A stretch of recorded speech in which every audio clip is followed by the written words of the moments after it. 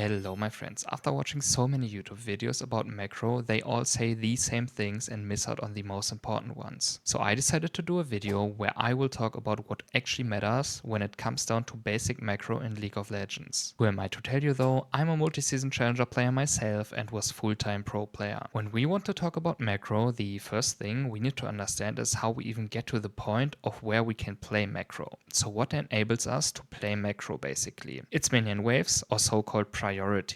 If you're playing proactive macro, it will usually always have the kind of patterns. Of course, there are situations where this won't apply, but this is just the basic fundament that we need to know. Alright, so let's take this one as an example. When we play League, and usually there will always be waves that we can kind of contest. And when we contest these waves, it's usually always pushing a wave and then moving into a specific side. When it comes to these side lane moves, we also talk about fogging. So basically going into the fog of war, right? So if we would only turn on enemy vision right now, that means we are pushing a wave and then we move into the fog. And you see let's imagine they have no ward here and no ward here, then we would be in the fog and the enemies wouldn't know, for example, if we would be going to invade enemy jungle, just place vision maybe, or go all the way through to top lane, or like go back to mid lane and trap, for example. There can be many things done. So the most basic thing is to understand how important priorities are in League when it comes to macro.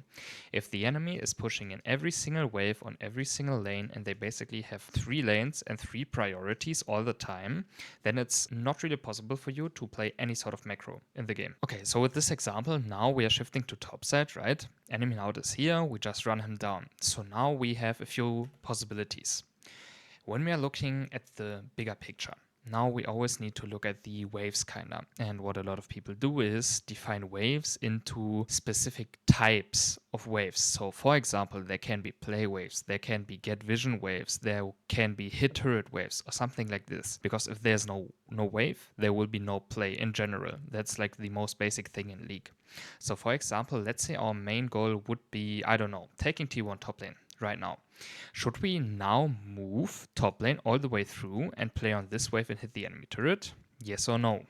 It's a no, for sure, because what we want to do instead is get another priority. If we are in League, we always need to think in turns. So basically, we used our turn, right, where we pushed the wave and then moved into top side and killed Nautilus. So we used our turn. Now it's time to get back on waves again. Because if we would move through top lane here, it would take a while till our top lane is pushing in. We would be here and we have almost no minions to hit. So what we want to do instead is play another priority. We talked about that. Now we are on mid lane, we're playing another priority, and now we have like many options that we can do. For example, let's define this as our play wave. And then our play wave on mid lane will basically enable us to make a play on side lane wave. For example, let's say my way would play this wave and we would be shifting up right now to top lane. Then this is the wave that we want to play on. So in general, this is our play wave if we would want it to go for enemy top lane tier 1, right? But there are of course many options. We can go for vision. We can even go for a reset and like get a really good reset in and be on the next wave again. Waves are spawning at 0.5 and at 35. So when I would like base immediately, then maybe I can even catch the 0.5 wave first, right? Instead, we decide to dive the enemy mid laner, which is also completely fine, right? And now it's the same thing again. One player died, they cannot contest one specific prio, I'm just taking another mid wave and now I'm basing. And you see, like 35 and 05 waves are spawning. This is the 35 wave and the enemy is still dead. So I will be the first one on this mid lane wave again. What does this mean? Okay, I'm pushing in another wave, enemy needs to accept the wave, I will have the first move. Really easy macro when it comes down to League. Another important part about playing macro is where you actually open the lane. So here, for example, my Mordekaiser is moving mid lane and taking this wave for whatever reason. So now the issue is that where can I actually go with Xavier? Because if I would move mid lane now, then the enemies have like a free top lane push and no one is here to accept the wave. So what I decide to do is just open top lane. Okay, Mei actually takes the top lane wave, so maybe it would have been better to go mid lane immediately, right? Bot lane wave is pushed as well. Okay, and now it's always the same pattern again. Best thing that you can do is push a wave and then do a play. But of course, sometimes you can also skip waves. Like for example, Third Dragon, Nash, Soul, Artakan. These are all things where you can sometimes give up waves to just make a play. Like way earlier, maybe someone lands a hook, gets good CC, stuff like this. right? You see it's same pattern again. We're pushing a mid wave, we're shifting into side. And now, best case, someone else will catch the mid wave again. And then basic macro now is we are pushing bot lane, right? And now the question becomes, okay, does it make a difference when I'm moving to bot lane now and hitting the turret? Probably not. The issue is also that Vayne is pushing top lane.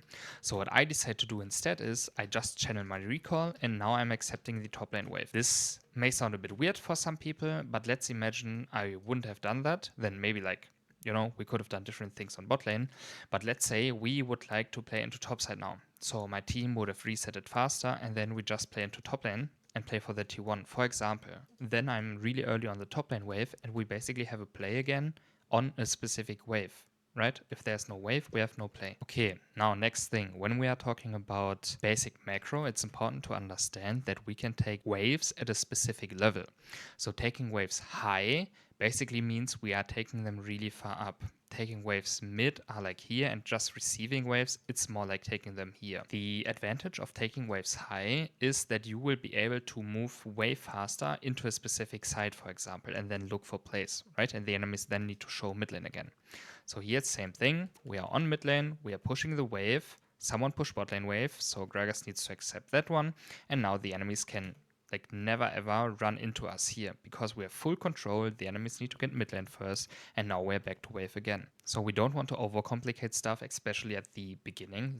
This is why we are talking about the basics, right? We want to learn the basics first, and then we can get to more specific stuff. Like, for example, retaking a side where we have no control.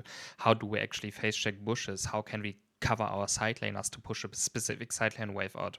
Stuff like this is more advanced, and I can for sure cover that if people are interested in. But this is just when it comes to full basics. So having priorities on wave, pushing waves, then going for a move, defining waves as play waves, receiving waves, stuff like this, and it will make your life way easier in League because you don't need to think that much. I hope you found this helpful. Feel free to give me any sort of feedbacks in the comments, leave me a like, and have a good one. Bye bye.